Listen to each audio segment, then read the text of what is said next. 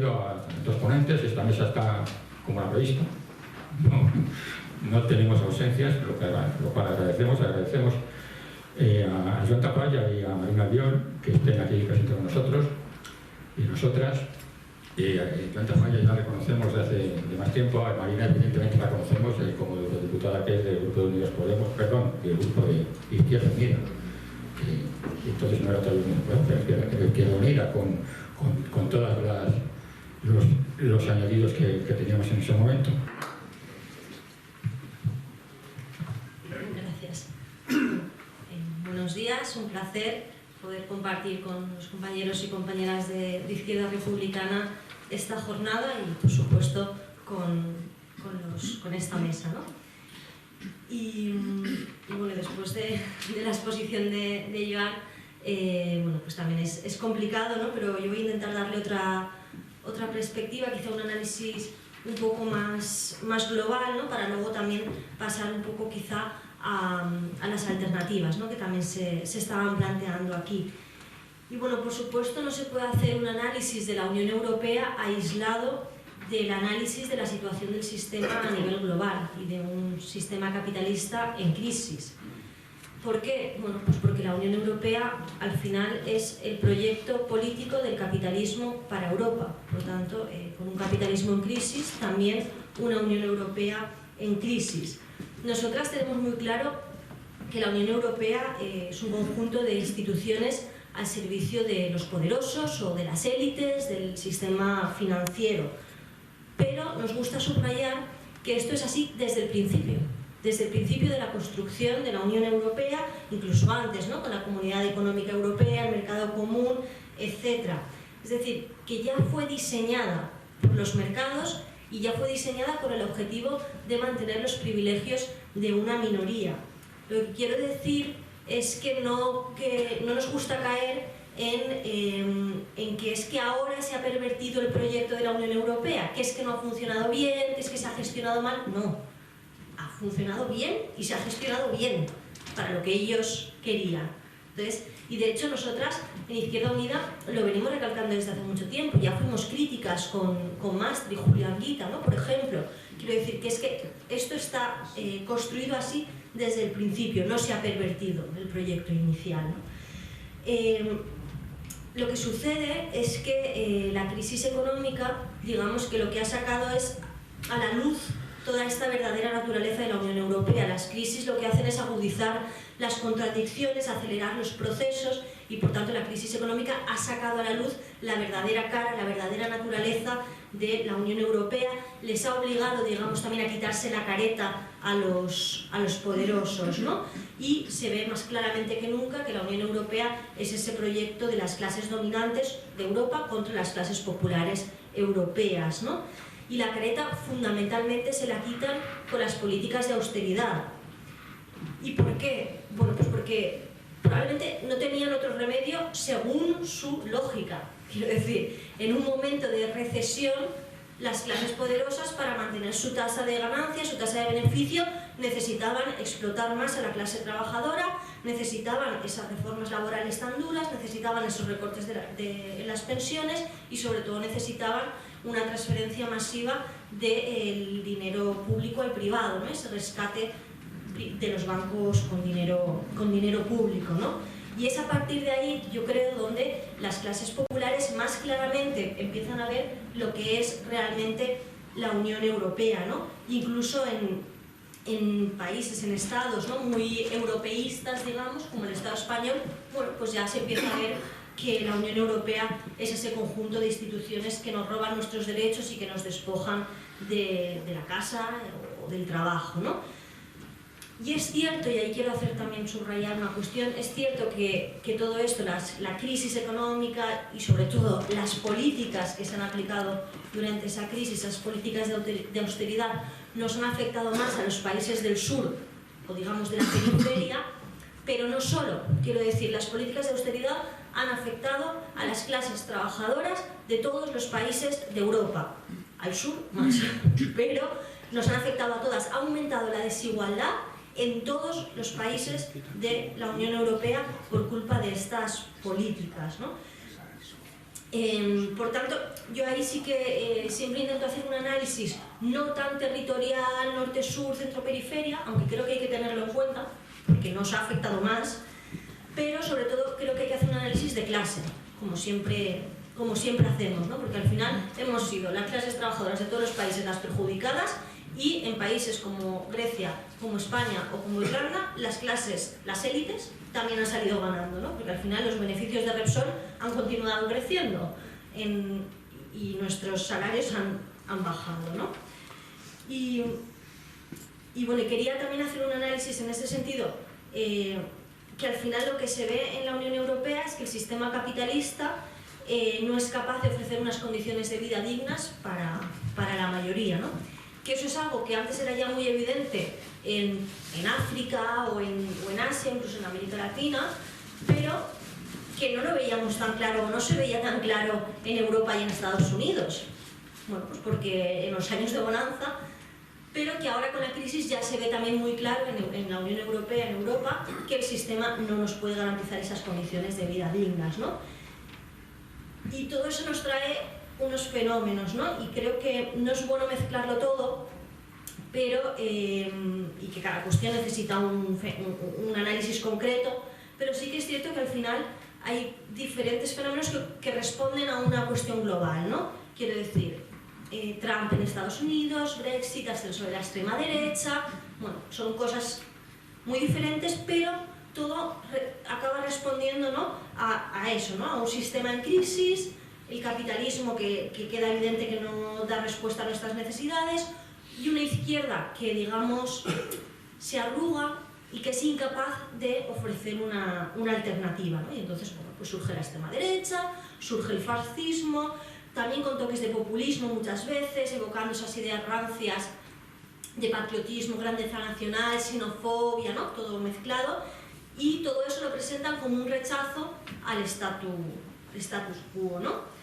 Y bueno, eso sería un poco lo que nosotras entendemos que está sucediendo, ¿no? Que hay un rechazo al establishment, un rechazo a lo que hay, que esto puede ser una oportunidad para la izquierda si somos capaces, ¿no? de tener esa alternativa, pero que en realidad ahora mismo también lo está aprovechando esa extrema derecha, ¿no? Y luego tenemos la cuestión de la socialdemocracia, que también habría que analizar, ¿no? De alguna manera. La socialdemocracia, que ahora mismo está en una encrucijada, ¿no? Digamos, entre la socialdemocracia que ya definitivamente se va a asimilar al sistema y va a inmolarse, como en Grecia o como en Holanda o como en Francia, o una socialdemocracia que puede girar más a la izquierda de una forma más o menos honesta, no voy a entrar ahí, pero que por presión de las bases puede girar a la izquierda. Sería el ejemplo de Corbyn en Reino Unido, ¿no? Que ha tenido el laborismo los mejores resultados en 20 años, con un discurso de clase en la campaña electoral y con un programa que incluso tenía la nacionalización de la red de trenes, ¿no? Del Reino Unido. Por tanto, ahí tenemos esa socialdemocracia que se debate entre morir o vivir más hacia la izquierda, ¿no? Lo que sí que está claro es que la socialdemocracia, como la hemos entendido hasta ahora, es un proyecto fracasado, ¿no? En el sentido de que intentaban tener ese sistema del bienestar dentro del capitalismo, y ya se ha demostrado también con la crisis, por cierto, que eso tampoco es posible, que fue posible quizá durante unos años después de la Segunda Guerra Mundial, pero que ahora tampoco es posible, ¿no? Y luego, seamos claros, ¿no? Yo creo que también ha habido intentos de romper por la izquierda. No todo ha sido ascenso de la extrema derecha y fracaso de la socialdemocracia. También ha habido buenos intentos de romper por la izquierda. Y en Francia han estado meses y meses en la calle de movilizaciones. Estuvo el movimiento de Francia insumisa con buenos resultados en la calle y en las elecciones. En España tuvimos el 15M, tuvimos las marchas de la dignidad, hemos tenido los mejores resultados en las elecciones, en las últimas generales que nunca se habían tenido, ¿no? Pero también es cierto que el intento más serio de romper por la izquierda fue Grecia, y digamos que, por decirlo suave, que no salió bien. Quiero decir, hay gente que utiliza palabras mucho más fuertes, como que se claudicó, etc. Pero bueno, como el tema no es Grecia, tampoco quiero entrar. Pero que ese intento de romper por la izquierda no salió bien, y lo peor es que ahí se trasladó el mensaje de que no hay alternativa, ¿no?, por la izquierda. Y creo que eso es un poco con lo que tenemos que romper, con ese no hay alternativa que se dibujó en Grecia. Y por tanto, ¿cuál es nuestra alternativa?, ¿no?, que yo creo que sería al final un poco la clave. Teniendo claro que esta Unión Europea no es reformable, porque desde el principio ya se hizo para lo que se hizo y cómo se hizo, ¿no?, y el objetivo era muy claro. Teniendo en cuenta que la Europa solidaria, la Europa feminista, la Europa del reparto de la riqueza, de los servicios públicos, todo eso no cabe en los tratados actuales y con sus normas y con sus reglas, todo eso es imposible, no cabe. Bueno, pues, y teniendo claro también que no hay futuro, ¿no?, ni con su moneda, ni con el euro, pero tampoco, no solo con la moneda, tampoco con este Banco Central Europeo absolutamente perverso, como también explicaba Joan, ni con sus guerras, ni con su OTAN, ni con su TTIP, ni con su CETA, ni con sus fronteras que están haciendo que miles de refugiados dejen su vida en el mar porque no les dejan otra alternativa que ponerse en manos de las mafias, porque se han cerrado las fronteras y no hay manera ya legal de llegar a Europa y solo les dejan elegir entre ser esclavos en Libia o morirse en el mar. Bueno, pues con toda esa Unión Europea sabemos que no hay futuro, ¿no? Entonces, ¿qué proponemos? Y aquí sí que igual creo que va a ser desde una óptica diferente. Yo creo que al final el debate es enriquecedor, pero nosotras sí que lo que creemos que es importante, primero, no centrarlo todo en el euro, por supuesto, ¿no?, y creo que nunca se hace, ¿no?, tampoco. Yo creo que el debate tampoco es euro sí, euro no, porque, y yo lo digo muchas veces, ahora mismo el euro es un instrumento de explotación de la clase trabajadora al servicio de los poderosos, pero también es cierto que la moneda única sería una baza estupenda para planificar nuestra economía en una federación socialista de los pueblos de Europa. Quiero decir que también tengamos claro en el momento en el que estamos, ¿no? Luego la cuestión de la soberanía. Aquí siempre no hemos tenido euro. En el Estado español antes teníamos peseta y teníamos 3 millones de parados, y desde luego cuando teníamos peseta no teníamos nosotras, la clase trabajadora, la soberanía económica. La tendrían nuestras élites, pero la clase trabajadora no teníamos soberanía económica cuando no había euro. Habría soberanía nacional, supongo, o no sé, pero desde luego soberanía popular no la había en cuestión económica. Por eso digo que al final la cuestión del euro, de la soberanía, tiene como muchas ópticas y muchas maneras de mirarlo, ¿no? Pero bueno, yo creo que lo que sí que necesitamos tener, y yo creo que ahí sí tenemos una visión clara, es que la fuerza de la clase trabajadora es la unidad por encima de las fronteras. Eso es lo que siempre nos ha dado nuestra fuerza, ¿no? Y por tanto que no podemos plantear, como ya también lo estaba diciendo eso Joan, que no podemos plantear una vuelta a la autarquía o al Estado nacional puramente entendido sin relaciones con los demás, ¿no? Entonces, nosotras siempre decimos que un poco que la clave sería una alternativa que puede ser en clave europea, pero no de Unión Europea, y eso es importante, yo creo, subrayarlo. O sea, con la Unión Europea yo creo que está bastante claro que con estos tratados, esta moneda, no hay alternativa. Pero no podemos descartar una alternativa en clave europea, bien sea más mirando hacia los países periferia sur, teniendo en cuenta que hemos sido los que más hemos sufrido y por tanto en los que mejores condiciones tenemos para que pueda crearse esa alternativa, no porque debamos romper con la clase trabajadora alemana o francesa, que yo entiendo que no, que nuestra lucha siempre es con la clase trabajadora de todos los países de Europa, pero bueno, yo creo que una alternativa en clave europea, pero no de Unión Europea, sería una de las cuestiones que planteamos. Y luego, por supuesto, ¿qué necesitamos para ello? Un programa común con unas bases de los ciudadanos y ciudadanas, y yo insisto, yo plantearía de Europa, ¿vale? En el que estamos de acuerdo en un salario mínimo común, un derecho a la vivienda, educación, sanidad. Yo creo que sí que somos capaces de poner encima de la mesa un programa que podamos compartir. Por supuesto, con un control público de la banca, porque si no, sin eso no podemos hacer nada. Que al final el resumen es poner los recursos al servicio de necesidades, ¿no? Algo tan básico como eso. Necesitamos el programa, necesitamos una acción común, porque ahí se da una paradoja, que lo hemos hablado alguna vez. Fuimos la clase trabajadora los primeros en hablar de la unidad por encima de las fronteras y del internacionalismo, y ahora resulta que son las clases poderosas las que sí tienen esa unidad por encima de las fronteras, y en cambio nosotros hemos sido incapaces, por ejemplo, de hacer una huelga general europea o de plantear una movilización europea, pues cuando lo de Grecia o ahora que están muriendo miles de personas en el mar. Quiero decir que a eso hay que dar una vuelta, ¿no? Pero necesitamos programa, acción común, basada, yo creo que en la unidad y en la movilización, unidad en dos sentidos, unidad de las diferentes izquierdas políticas y sociales, pero sobre todo unidad por encima de las fronteras, insisto, y movilización. Una movilización que también depende de en qué posición estemos, puede también tomar forma de desobediencia de tratados y, por supuesto, de impago de esa deuda ilegítima y ilegal, ¿no?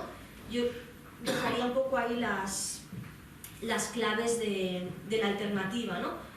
Pero claro, no es tan fácil, quiero decir, porque el programa lo podemos tener, de hecho lo tenemos, creo que no costaría mucho ponerse de acuerdo en eso. Incluso podríamos tener esa unidad y esa acción común, pero aún así faltaría algo. Y faltaría algo que sería, bueno, pues ese factor subjetivo, esa chispa, ese momento que hace levantarse a la gente, ¿no? Que es, bueno, es un factor subjetivo, es la ilusión, sobre todo es el saber o el creer o el ver que la victoria de las clases populares es posible, ¿no? De la clase trabajadora.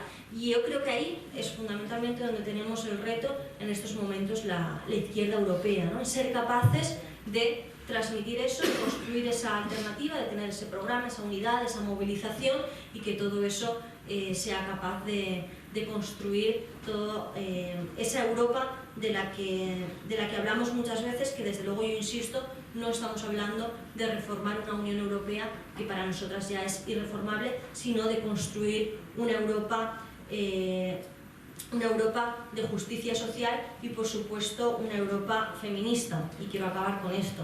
Insisto en Europa feminista porque no nos equivoquemos, seguimos siendo las mujeres las más golpeadas en esta Europa, y bueno, no solo en Europa, desgraciadamente, en todo el mundo y en otras zonas todavía peor, pero seguimos teniendo los salarios más bajos, las pensiones más bajas. De los 50 millones de personas en extrema pobreza que hay en Europa, la mayoría son mujeres y, por supuesto, seguimos sufriendo esa violencia de género, esa violencia machista, ¿no? Por tanto, trabajemos, luchemos desde la izquierda por esa Europa socialista, pero también por esa Europa feminista. Gracias.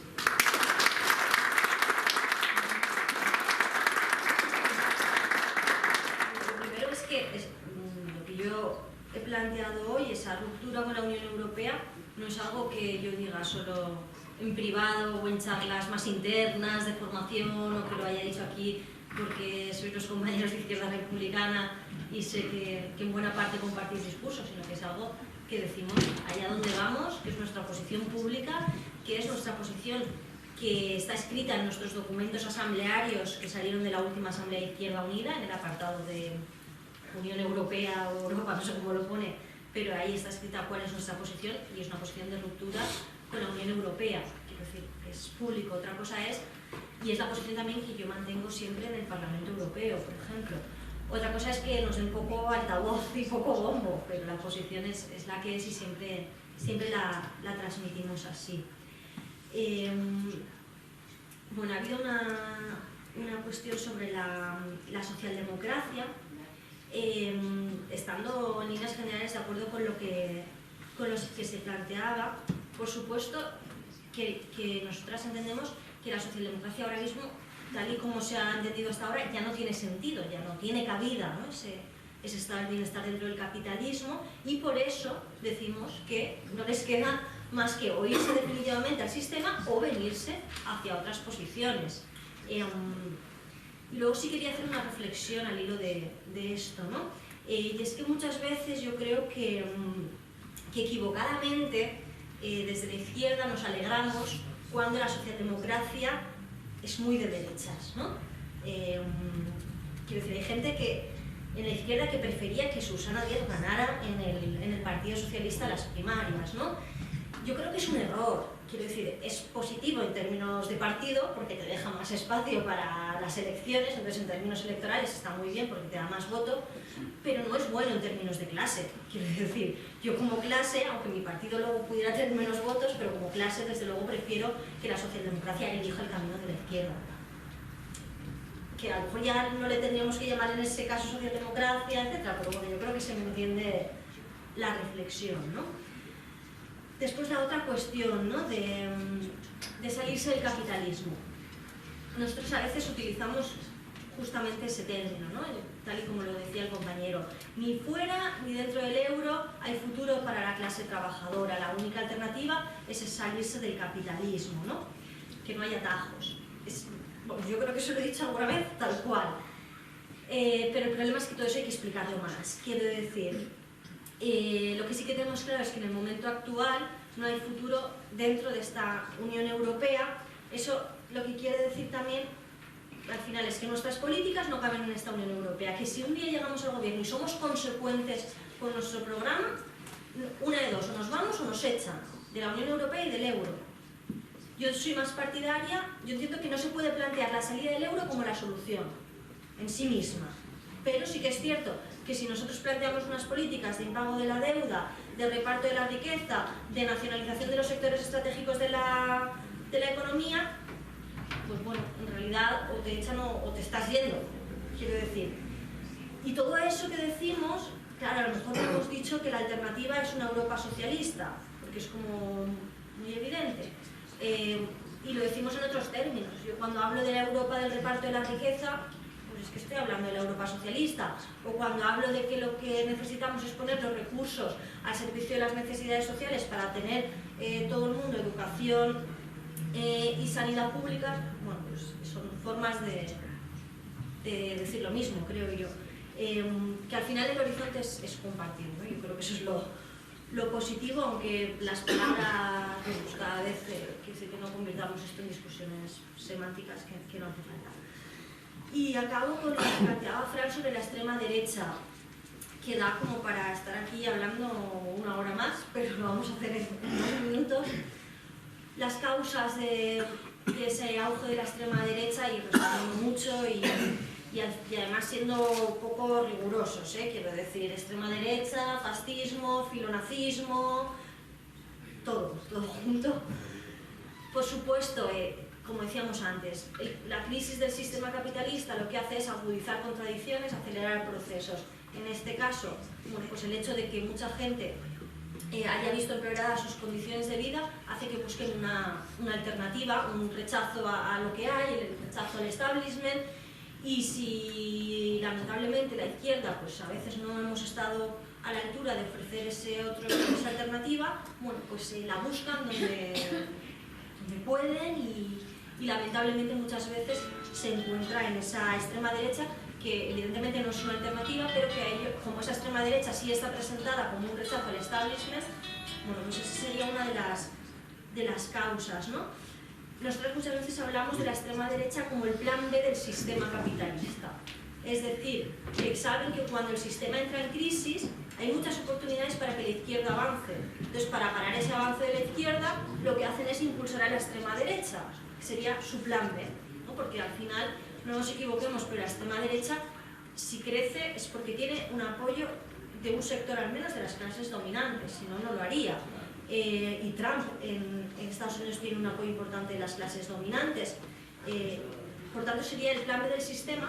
Otra cosa es que luego, a veces no lo tienen en cuenta, pero luego la extrema derecha coge su propia forma y evoluciona sin tener en cuenta esas clases dominantes, y entonces surgen fenómenos mucho más peligrosos incluso para el propio sistema. Pero bueno, eso es otra reflexión. Y luego es una extrema derecha que, no nos equivoquemos, impulsada por nuestros gobiernos. Las políticas racistas y xenófobas se están haciendo desde el gobierno.